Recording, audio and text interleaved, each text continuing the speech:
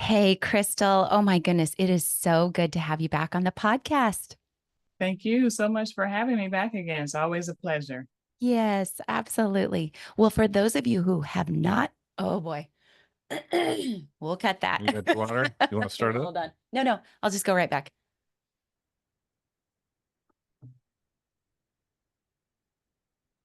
Absolutely. Well, for those of you who have not heard of Crystal, um, tell us a little bit about yourself and what got you started in special education. Yeah, it's been many moons ago, I think, that I found myself becoming a speech pathologist while I was in undergrad in college. And I'd never heard of it, but these interest inventories in college that I had to do all said speech pathologist was the job I should have. So, um, you know, it's so interesting how God, life will turn things in a certain direction. And so I found out about speech pathology and I became one and I worked in schools for many years. And then I had my first kiddo, married, had my first kiddo. And after about 18 months, I started thinking, I think I'm seeing some of the things I see in my students. I think she might be autistic. And so 18 months later, we found that she was. And which was reaffirming, like, oh, I'm not crazy. Something is going on here. And there's early intervention and there's ways to help her. So Mhm.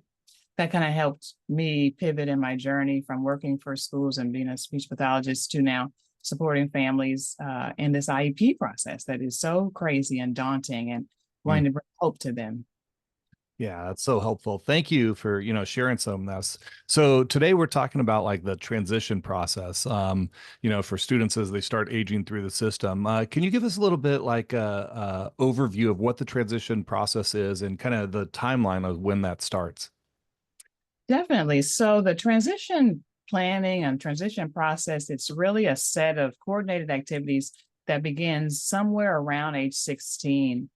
Legally, through our federal law IDEA, at the IEP, when a student is 16, we should be developing a transition plan, an individualized transition plan. And that can encompass activities and supports that are helping this student prepare for post high school. And the focus is supposed to be on employment, education, and independent living. And so I think it is a wonderful way to finally, I think, in my perspective, have the IEP be more student centered Hmm. and really be geared toward what their interests are, what motivates them, what drives them, and how can we help them get there in their future goals. Yeah, absolutely. I mean, basically, you're talking about how an IEP can be adjusted for that transition plan, right? It can be based around that. Yes. So starting at around that age 16, we began to do assessments and finding the things that are of interest to the child. And then everything begins to be driven around that transition plan. I think when done well at that age, the transition plan really starts the IEP. Like that is the first thing we talk about. And then from there, we're looking at, accommodations and goals and all the other things that revolve around helping this child and supporting them into their adult transition. I Yeah. love that. It really focuses in at that time in life on what their desires are, right? I love that. Yeah, definitely a focus. They put that individual in the IEP process. Mhm. So as you're looking to plan these, what are kind of the key components of a transition plan? So the transition plan should definitely again have a focus around that education, employment, and independent living. And we do that through these areas that we have to discuss: instruction, how we're going to teach them around these areas, giving them community experiences, and then also these post living and independent living potentially experiences. So the IEP should have a discussion of the child's both strengths in these areas as well as needs. And then we should be talking about what kinds of services and supports the child will need and goals they'll need to be able to achieve that. So, what help do they need around instruction? What help are they going to need to be able to take classes post high school for their personal enjoyment or for a career? What support do they need around community experiences? And then also being able to live as independently as possible. That is so good. So, Crystal, like we've been through this with our daughter. And what I love is just how clearly you're laying it out. When you look at that IEP, what's going to happen is each of those goals are going to point back to that transition plan in those three areas and how it's targeting, how each of those goals are tying in and targeting those three areas. So it's going to look a little different for you parents. And so it's kind of as you said earlier, daunting, when you're headed towards this age and you're like, what is a transition plan? So we are so happy to have you on today explaining it. Yeah, and I must say I'm really happy to talk about this piece. I worked 4 years in high school as a speech pathologist and 10 years in middle school, and I think um, there's not soon enough. We can't do it too early preparing kiddos for transition because unfortunately, our individuals with disabilities with unique needs are less employed than their neurotypical Yeah, peers. They're more potentially living at home with parents and not living independently. So apparently we need to do something different, right? We need to learn how to reverse engineer this process and better prepare our kids for success. that is Yeah. so good. Yeah, I really like that. Setting up all the supports that really can help them achieve the most maximum life it is. One of the things, as we're looking at this, we're talking about, moving into adulthood. I think probably something that should be discussed as well is parents being involved in the process. Where does, say, like conservatorship fall into that as well? Because, as you're moving into high school and they turn 18, the involvement of the parents, they may still need that, particular support, but from their parents. But obviously, there's an element of that as well that might need to be addressed. That's a great question because this is something really important that maybe parents aren't as aware of.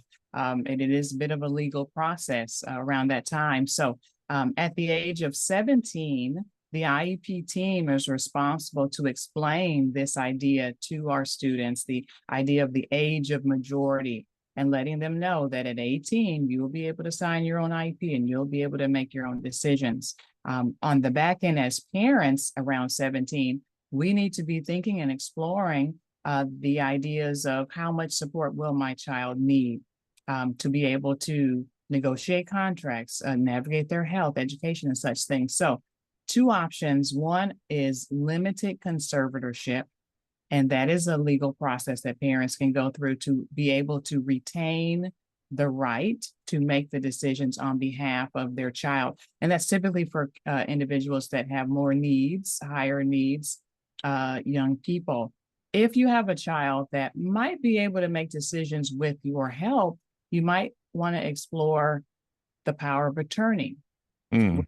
The child has to sign, but then you also have to sign. Both of you have to sign and have a point of agreement. So Hmm.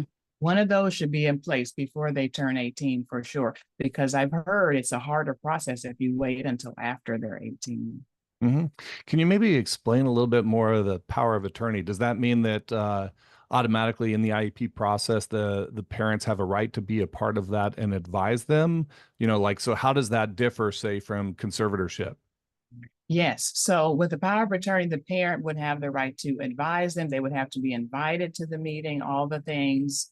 But both the parent and the child would need to be able to, consent and agree. However, with a limited conservatorship, the parent holds all of the rights as if the child has acquiesced and given that to the parent because they have been found by the courts to be unable to make those decisions on their own. So it would be just as if the child was 5 years old when you made all the decisions, you signed the IEP, it'll be solely on the parent. That's great that you can differentiate that. Yeah, absolutely. So how can parents, when they get to that age, find access to adult services and supports? So there are always these things that are out there, but I feel like, but like, how do you know about them? It's such a great Exactly. question. Here in California, where we're based, the first place I point parents to is the regional center, because that really is the entity that likely you've been connected with anyway. And the amount of services and supports they provide once your child turns 18 is just, it grows exponentially. I mean, I have a sister who is currently 59 years old, still a client of the regional center, still has a service coordinator. My mom still really leans on them for support. So if your child is in California, they can continue to receive services, and that's a place to go to look at resources. But there are also other entities, depending on the level of need of your child. There's the Department of Rehabilitation. So that's an organization that you can reach out to, especially for job shadowing and coaching and job placement, as well as funding for books and things around education. And then there's also nonprofits that are specific to maybe your child's disability or syndrome. I think some of them are really great resources, such as like the Autism Society or Down Syndrome Association. Those are great. That's fabulous. Those are all really good resources. And again, depending on what you're dealing with as far as diagnoses and symptoms and abilities, yeah, fabulous information. You know, one of the things you mentioned earlier in this is saying that a lot of the individuals that we're working with are underemployed once they get out of high school. So with that, obviously vocational education and training play a big part in preparing them for that. Can you kind of go how that plays into the transition plan? So the vocational education is one of the three pieces that are mandatory when we're looking at the transition plan. And so vocational education is helping the child or young person develop skills and job experiences and work experiences. And so there may need to be goals around that. Of course, there should be some surveys, inventories, finding out what interests are, and then exposing them to a variety of opportunities to develop skills and training. It could be, depending on the child's ability, it could be that they have a classroom job.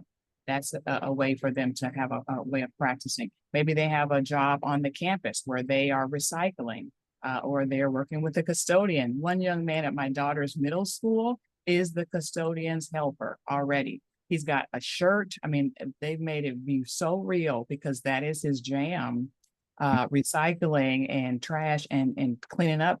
And so they made it be a thing already. And I can't wait to see where that could go as he goes into high school and such. So, yeah, so having classroom jobs, school-based jobs, helping the child find out about internships or helping them develop one, helping them find out about maybe courses that they can take if they have a specific area of interest, if it's technology or fashion or whatever. So there should be goals tied to this. And then the people on your child's IEP team are responsible to help them with that.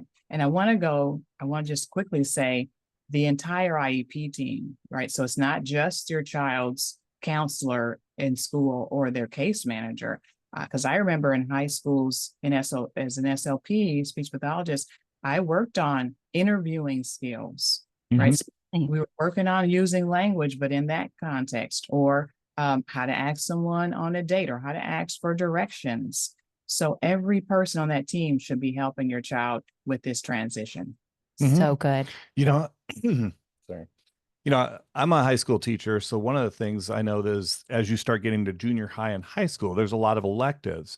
Maybe you could speak to encouraging parents, because I'm on a high school campus, but encouraging parents to take some of those electives. You know, at our school, we have a lot of electives. One of them is like ag programs or 4-H programs where they can get involved in animals. And I've seen a lot of kids that have IEPs get involved in that and have had tremendous success, both with the class and then the socialization. So maybe we want to mention that to our parents. That is a great opportunity, first of all, for inclusion, because that is really the spirit of the law, is that our kiddos should be as included as much as possible with their neurotypical peers. So electives is often the way to go, often the place where they are included. And as you get into high school, you're right, in middle school and high school, these electives can be super important. They could be super powerful in helping them gain some skills, practicing their socialization skills, and then also helping prepare them and having things that they can have on their resume in the future, you know, as they move forward. We've seen kiddos do so many different kinds of electives, like you said, agriculture, or maybe it is, there's broadcasting, maybe they're interested in that, maybe kind of behind the scenes, or art, or, you know, so yeah, those are very important opportunities for our kids to gain some skills and yeah, have that in their repertoire. Yeah, and I think you can think outside the box. For example, we have like a or horticulture class, you know, so a kid, very much could be mainstreamed in there and just watering plants and so forth like that. That could be part of them, and you can modify the curriculum towards their needs and yet be totally involved and maybe find a passion for later on. We're talking about vocational education, vocational in the future. Yeah, and that's great because that is something, unfortunately, that IEP teams aren't always that good at, and is thinking outside the box. Yes. So a student could very well go into an environment that is typically neurotypical kiddos, maybe with an aide, or maybe three of them go with an aide or whatever, and participate to the degree that they can and still be gaining skills, learning things. And it's a win-win, really, for all the kids in the classroom. But yeah, it might take, you're right, modifying, it might take some extra work every week, but to give them that access is amazing. And that's what the law says. Absolutely. Absolutely. So another area would be continued education and training. How does that come into play with a transition program or plan? Yeah, so in that transition plan, that continuing education, the teams, depending again on the child's abilities, can help the student with maybe connecting with the disability services department at the college. Maybe there's a kiddo with an IEP that will be going to community or four-year college. They can access some resources. They'll be mostly accommodations, but a lot of times we say that, and then kids, they don't have no idea of how to make that happen. So in the IEP, in the transition plan, that can be one of the goals, is connecting with the disability services department, finding out what they offer, what they do and don't offer, some education around specific classes that interest them. Maybe it's a kiddo that has more needs, but they could maybe sit in a class with supports in a community college and take a class, or maybe they can take a class at a local, you know, oh gosh, nursery that has classes around, plants and that thing. And so finding those opportunities, again, these are things that the IEP team can be doing as part of the child's transition plan. And I'll say this later, but I want to say it now as well. Parents, when the IEP team says, here are the things we're going to work on with your child, here's, we're going to work on education or whatever it is, I encourage you to ask, what is that going to look like? Because sometimes we put things on paper without an idea of how to really manifest it in real life. And then, 2 weeks before the next year's IEP, they're scrambling to try to do some work with your kiddo. And that ought not be so. So when you come up with these creative ideas around helping your kid with, further employment, education, independent living, make sure you're mindful of what it could look like, and give the team ideas, if you have some, about what it can look like, of them doing work with your child throughout the school year. Yes, absolutely. And I would add to that, Crystal, would you suggest clinic meetings, where you're meeting more frequently than the annual IEP to check in? How's the progress going beyond just a progress report? Well, and making things measurable too. Yes. Yeah. And that helps. If we're starting from a space of, okay, we're thinking outside the box, these ideas sound great. What does that quantify that? Because that's one of the problems. In the transition plan, there are goals for each of these areas: education and independent living, and work experience. Is that goal measurable? That goal should be just as measurable as the other IEP goals in the rest of the document. And so making that goal measurable, that the case manager will meet with the child 4 times a year to review or prepare resumes, or explore classes, whatever, with XYZ trials or something like that. Let's make it something quantifiable, and then you're right, let's meet in 6 months and see how that's going.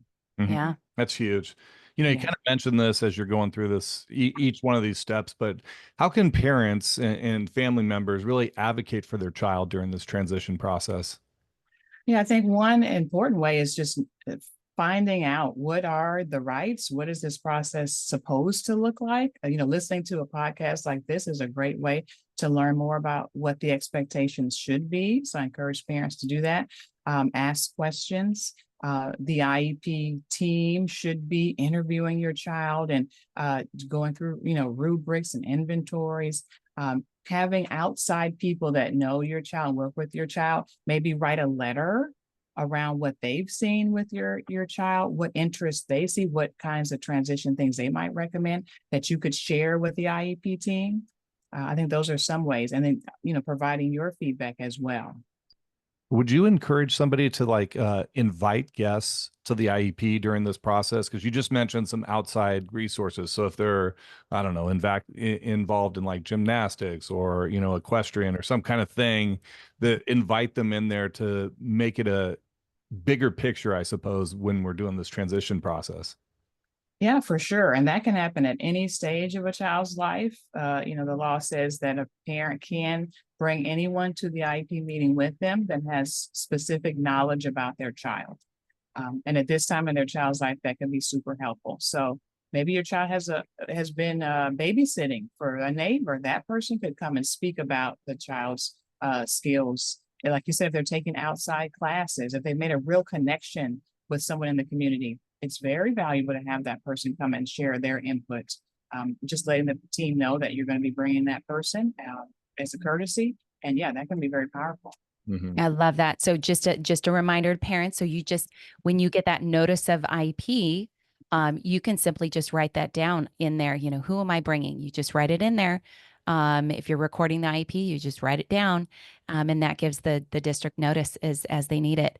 That is amazing, Crystal. I just love every bit of what you've said as far as just the view of strength-based IEPs and really looking at our students as individuals, thinking outside the box. What is it they desire? What do they want? What do they like? And how can we then take that and make it into something really valuable for them with their IEP goals and their transition plan? So thank you again for just tying this all together for us. One of the last things we always love to ask our guests is, what is one thing you'd like to share with our listeners to help bring hope for their road ahead? I just love to share that anything is possible. Of course, in this context, I can share that with God, all things are possible, right? And so just to be hopeful for their children. I, again, have worked with every age and stage of kiddos. And I've seen kids, when I go back and read their IEP reports, that were at 3 years old, non-speaking, minimally speaking, climbing under the table and all kinds of things, just so dysregulated. And when working with a kid in high school, they're taking, half of their classes in gen ed. I mean, they've made progress so just don't give up. Yeah. Don't just take your child for face value as to where they are right now, but instead have a vision for where you'd like to see your child be, where your child is saying that they want to be, and try to work toward that, and have your team help you. And it is possible that you can work collaboratively with your team and they can help your child reach those goals. It's very, very possible. And I've seen it many, many times. Love it. That's love great. it. Yep. Never give our kids a ceiling, right? Yes, I love it. Yeah, for sure. Yeah. Crystal, thanks again. We just love this. Every time we get to have you on the podcast, you are just a wealth of information and you bring the hope. We love it. Mm-hmm. Positivity. That's my goal. Thank you so much. It's such an honor. Can I share one more thing that I did? Absolutely. One thing that is a little bit more newer and upcoming is the idea of micro business. Yes, yes, it is. All right. So I'm not sure if parents are hearing about that or exploring that, but for many of our individuals who are adults and maybe struggling to find a place to be employed, there are opportunities for that individual to become their own boss and to start their own business.